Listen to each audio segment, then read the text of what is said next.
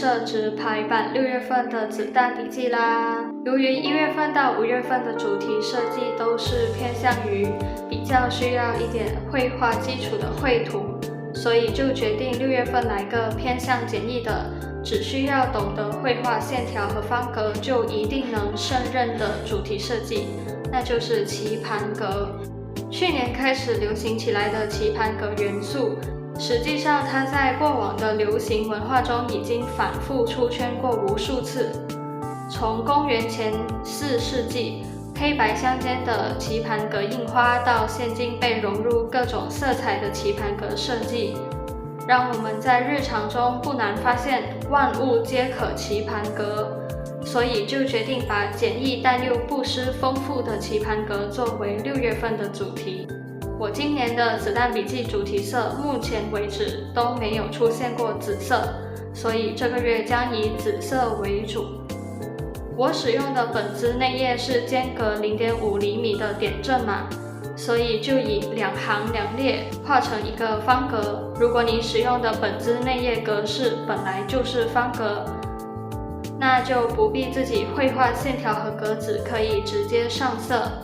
如果你和我一样使用的是点阵页，其实也可以选择依据点阵的标示直接涂色。不过我是觉得，要是预先画好线条格子，再去间隔涂彩的话，可能会更能保证它的工整度和准确率吧。画好了之后，中间倾斜的部分留白，然后在对应的右下方写下月份标题以及小小记录月份语录。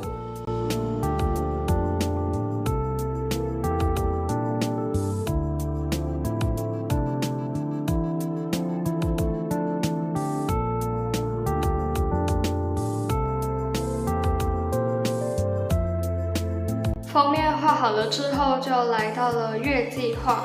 这次的月计划呢，我做了一些小调整。我把 Discman 和 Grove 都个别记录在了上方，再用十字线条把页面区分成4格。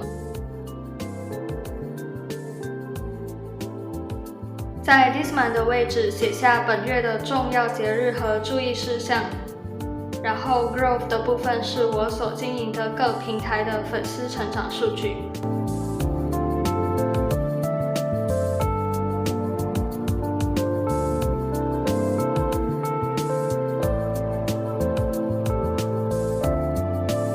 下方的左栏我将用来记录本月的个人代办，右边则是频道经营的相关代办事项。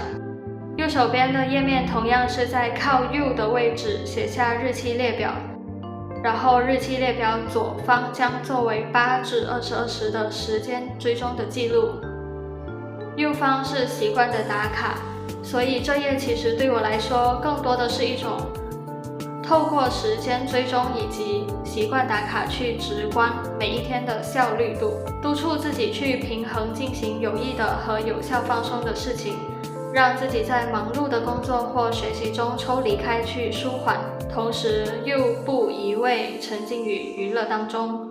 6月份的第1周只有4天，所以多出来的1页就被我设置成了 Monthly Review。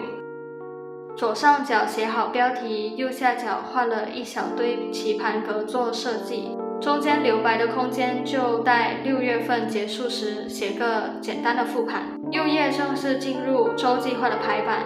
第1周我为每个大写字母都做了棋盘设计，然后用浅紫色在字母左侧和下侧加上阴影。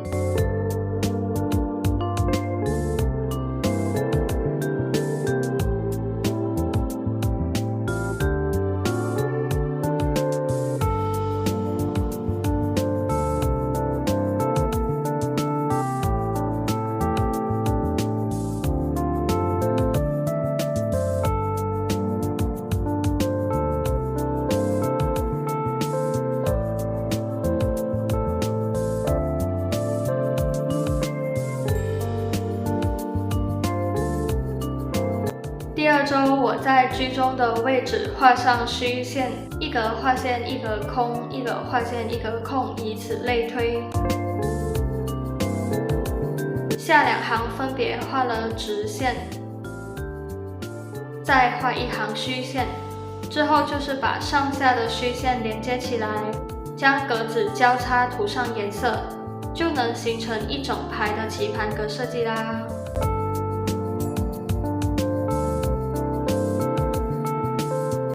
第3周，我在跨页的左下角画了斜着的棋盘格，跨页的对角，也就是右上角处也同样画了个棋盘设计。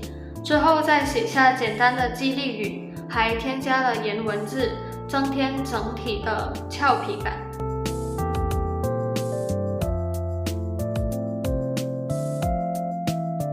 来到第4周，在左手边画个圆角的长条框，然后在框的里边画上互相交叉的斜线。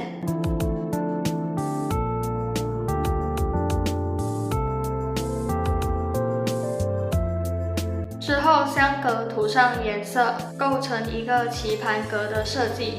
旁边分出3天的空间，另一页分出4天的空间。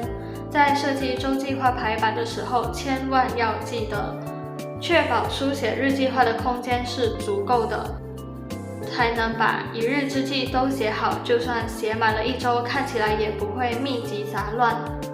来到6月的最后1周，只有5天。我在右侧画了竖式的棋盘格，日期的部分我画了对角的方格，写下日期和星期。最后一个则作为 next month 去填写下个月的重要节日和事项。那今天的6月份子弹笔记设置排版就这样完成啦。不知道这次的设计大家还喜欢吗？有没有被这简单好画但又亮眼好看的棋盘格设计给吸引住呢？如果有的话，那不妨和我一起来动手画一画吧。喜欢这支影片的朋友，不妨点赞和分享，别忘了订阅我的频道 Instagram 和小红书。欢迎各位在底下留言告诉我你的看法与建议，同样欢迎各位提出你想看的设计主题或影片题材。希望我的影片对你们有所启发，一起做更好的自己。感谢大家的观看，那我们下个影片再见喽，拜拜。我一起迁就